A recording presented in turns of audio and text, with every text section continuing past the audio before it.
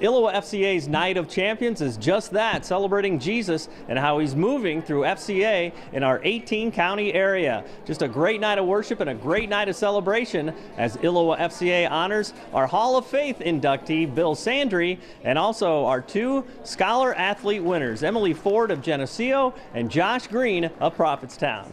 I guess just commitment, like a high level of commitment to everything that I do, and just like obviously giving the praise to God that He gave me the abilities that I have, and just like the ability to manage my time, and obviously just like the athletic ability and the ability as a student. So it's just a great honor to be recognized for that. Mm-hmm. Tell me how FCA has helped you through the process of being a high school student too.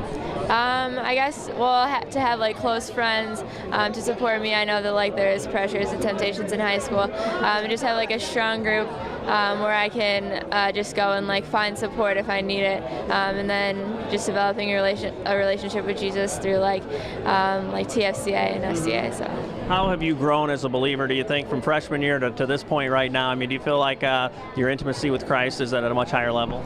Yeah, definitely. I mean, as a freshman, I guess I looked up to the seniors like Joey, and I mean, she was a great role model for me. And then I guess FCA has just helped me to grow into that role. So as a freshman, I was more of a follower, and I feel like FCA has helped me to develop like a more like a leader mentality, just like representing Christ to the best of my ability in everything that I do. So. Life's going to change for you, you know, when you go away to school. I mean, what's your strategies to stay grounded in Christ too? Definitely like get involved with campus ministry. I know that FCA is at the college level, and then just try to find strong Christian friends who can support me and just make good decisions, help me make good decisions in my life. So it's through ups and downs. He's the one thing that I can always count on for everything, no matter what. He always forgives, and no matter what mistakes you make. And there's always something in the Bible about what struggle or problem you're going through, and it's the one thing I can lean on. And I'm so blessed. It's amazing. I love it. Were there times when you kind of had to discipline yourself even more and say, I mean, there's ups and downs with it, I guess? Oh yeah, definitely. Actually, I've been finding myself doing it quite a bit this year. I've been up and down. Life gets busy. And it being my senior year and everything, there's been lots of times when I just get taken up by the moment and stuff that I just get too involved in my sports and stuff. And I got to find time to discipline myself and read the Bible and spend time in the Word. And it's difficult. There's some people at my school that have no idea what it means.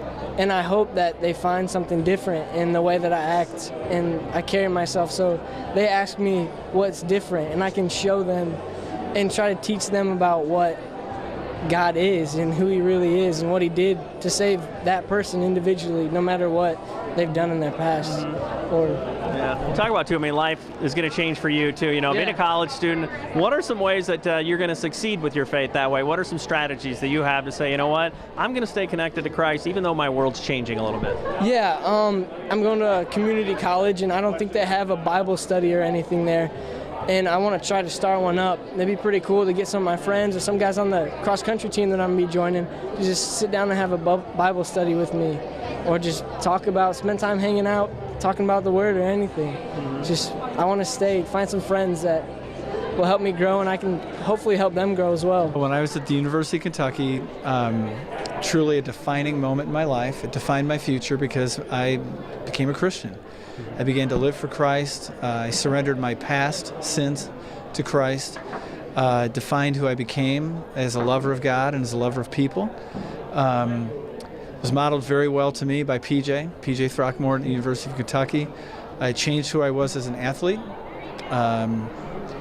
I no longer was, a baseball player who had a little interest in God. I was a believer who happened to be a Christian. A believer who happened to be a baseball player. And I was able to play more freely. I was able to play without pressure. I was able to play without looking backwards because I knew that God had a perfect plan for my life. And with that plan, I didn't have to worry about success or failure on the field anymore. Didn't change my moods. Didn't change the other parts of my life. It was just I was a baseball player. And I totally given that over to God, and it really, I thought, gave me an advantage as an athlete because I didn't feel the pressure anymore to perform. What do you see when you look in the eyes of some of these young student athletes that were at an event like this tonight? Well, the high school kids, that they probably don't understand yet, the scope of who God is and who God can be for them. I know at the time, I was a confirmed churchgoer. I was a believer in God, but I didn't understand the scope of what all that meant and what all God could mean, and really the sacrifice that He paid, for us, and the fullness of what the Christian life could be. Can only hope that as FCA presents that message, and as other people come into their life, and as they grow, that they'll become mature believers and be able to really reproduce their faith in the life of other people as well. Mm-hmm. Mm-hmm. We see so much potential with the people in these chairs tonight too, and some people are like maybe hesitant, to say, am I worthy to open the Word in front of a group of student athletes? What's your message to them in that regard to say to go for it?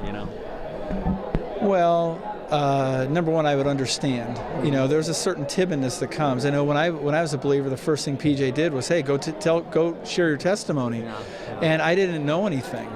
But as I've grown, as I've matured, we're called to be witnesses, and all that a witness has to do is tell what he knows. Mm-hmm. And so some know a little, and some know a lot.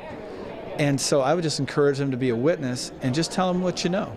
And if you know a little, tell them the little you know. If you know a lot and have an opportunity, tell them all you know. Mm-hmm. But just be a witness and do it the very best you can, and also don't be timid, understanding that you need to love them more than you're afraid of the possible rejection. Mm-hmm. Mm-hmm. How effective are the materials to help that along in FCA, given your history in it? I mean, do you feel like that excellence that FCA has put out there can really help someone do that?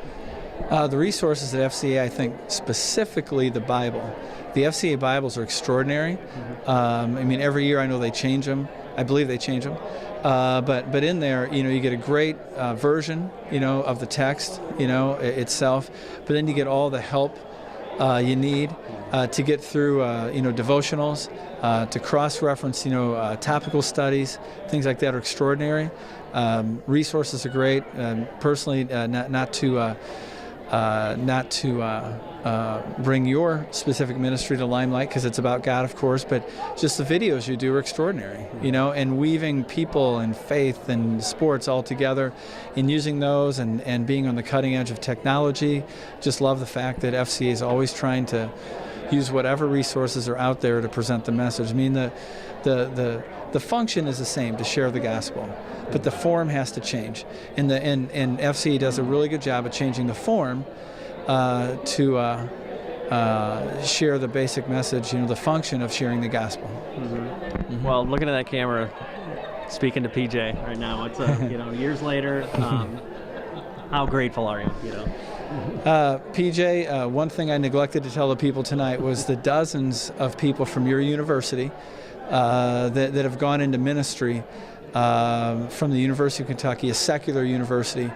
Forever I'll be grateful for your faithfulness, for the way that you love God, the way you love people. I can only hope that I've been able to reproduce that in some way in my life, and so I'm forever grateful for you.